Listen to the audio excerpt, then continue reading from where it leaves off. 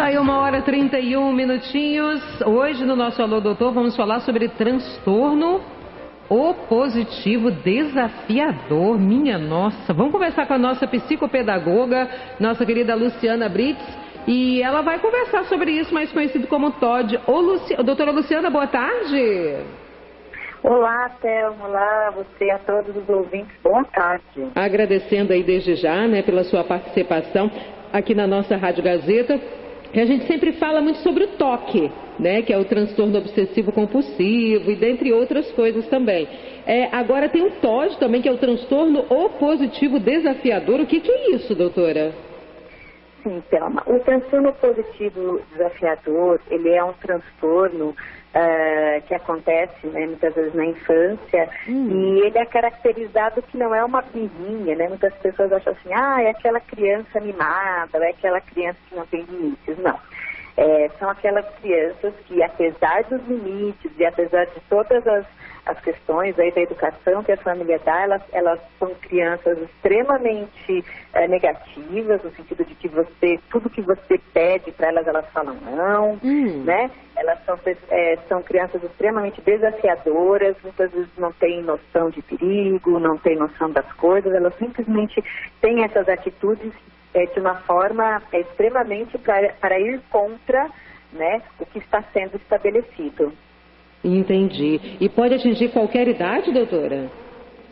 Sim, ele é um transtorno que acontece mais nas crianças, né, dentro do desenvolvimento infantil. E é um transtorno que, se não for assim tratado, né, e quem faz todo esse processo diagnóstico, né, é o psiquiatra infantil, o neurologista infantil, junto com uma equipe multidisciplinar, geralmente o psicólogo, né?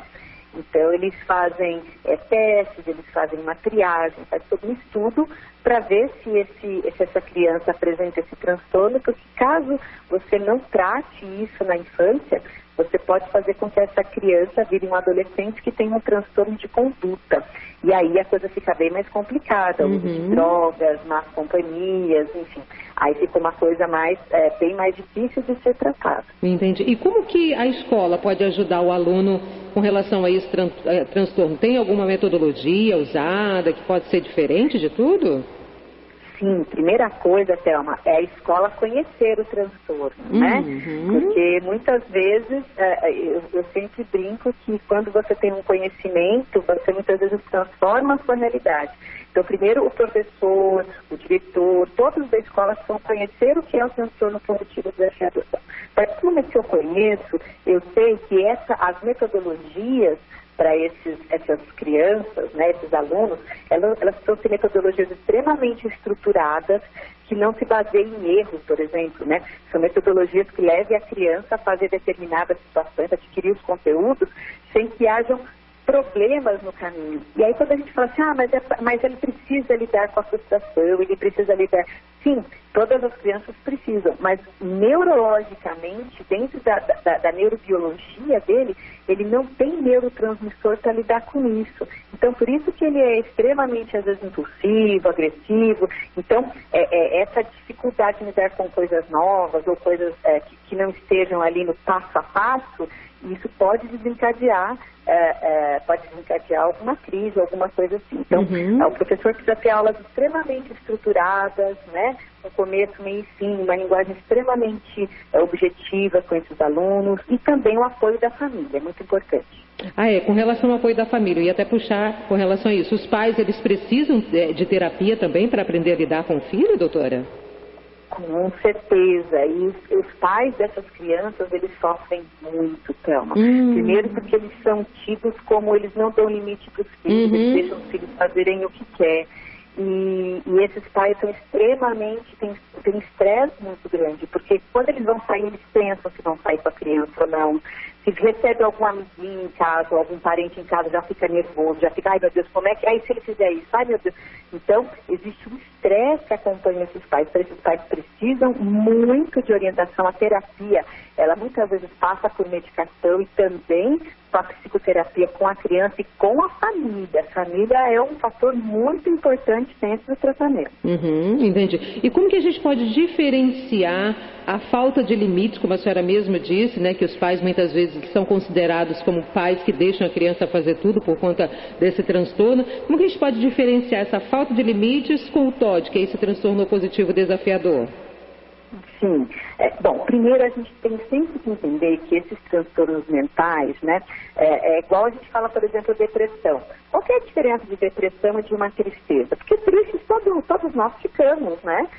Todos nós podemos ficar tristes. Agora, quando essa tristeza, ela acontece sempre, ela incapacita, ela traz prejuízo à vida da pessoa, aí é complicado. Então, como que eu posso diferenciar uma birra? Por exemplo, essa criança, ela faz essa birra só com uma determinada pessoa ou faz com várias pessoas? Então, se ela faz com várias pessoas, o problema não está na pessoa.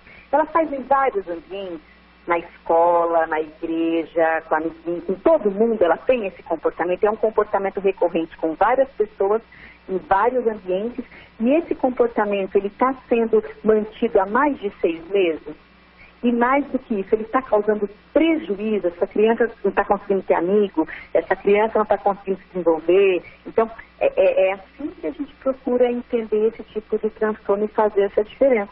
Porque às vezes tem criança que faz birra só com a avó, e com a mãe não faz birra. Então, peraí, então o problema dela não é o transtorno, né? Ou faz a birra só na escola e não faz em casa, ou vice-versa. Então, esse comportamento ele tem que estar presente em várias esferas da vida da criança, causando prejuízo.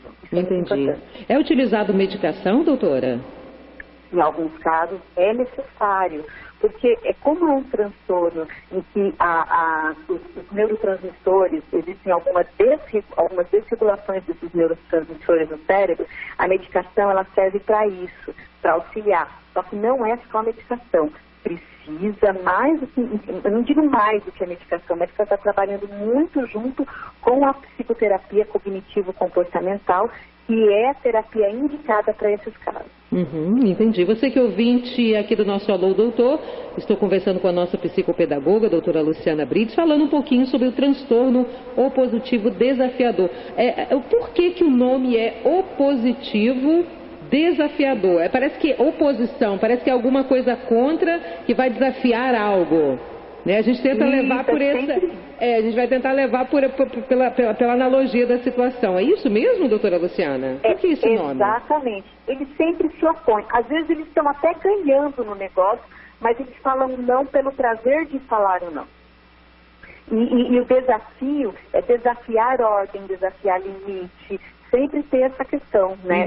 Sempre eles não cooperam, eles não têm essa questão dessa socialização cooperativa. Então, eles estão sempre procurando desafiar e testar os limites, né? Então, a criança, ela faz isso dentro do desenvolvimento dela, né? E isso é importante para os pais colocarem os limites. Agora, se esses pais, mesmo colocando esses limites, mesmo tendo todas essas questões, eles continuam com esse tipo de situação, aí a gente tem que observar e ver de uma forma mais adequada. Porque tanto a oposição quanto o desafio, né, você ser desafiante, eles fazem parte para fazer o diagnóstico do quadro. Entendi. E os professores, a senhora, né, como uma psicopedagoga, observa muito sobre esses transtornos, esses tipos de transtorno. Os professores, eles estão sendo preparados para lidar com alunos que sofrem esse tipo de transtorno, ou tem muita coisa que se fazer ainda, doutora Luciana? Muita, Thelma, muita. Eu brinco que os professores, eles não são nem capacitados, muitas vezes, para trabalhar com crianças que não têm nenhum tipo de dificuldade. E eu vou ser muito sincera que a culpa não é dos professores.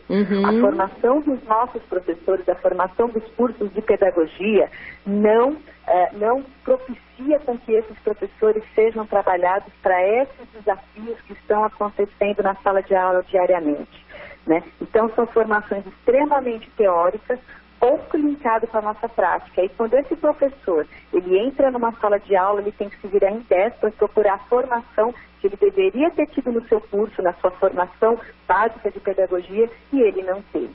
Então, os professores também são vítimas disso. Por isso que é muito importante, né, nós estarmos discutindo, abrindo agora aqui, a gente está batendo esse papo, para a gente colocar essa questão de uma forma bem democrática e falando que não existem culpados, né? A culpa é do professor que não sabe incluir. Esse professor também não é treinado, também não é trabalhado para que haja esse tipo de de trabalho e que ele saiba trabalhar com essas crianças, né? Entendi. Algo mais, doutora Luciana, acrescentar aqui na nossa entrevista?